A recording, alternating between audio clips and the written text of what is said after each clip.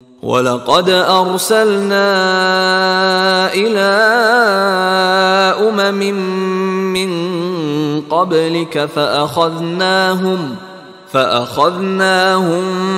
بِالْبَأْسَاءِ وَالضَّرَّاءِ لَعَلَّهُمْ يَتَضَرَّعُونَ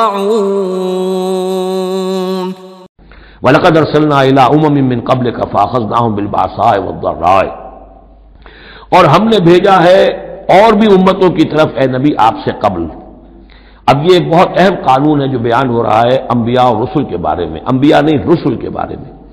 جب بھی کسی قوم کی طرف رسول بھیجے جاتے تھے تو اللہ تعالیٰ کی طرف سے چھوٹے چھوٹے عذاب آتے تھے تاکہ وہ جو خواب غفلت میں، خواب خرگوش میں مبتلا ہے وہ جاگیں، ہوش میں آئے اور بات سنیں۔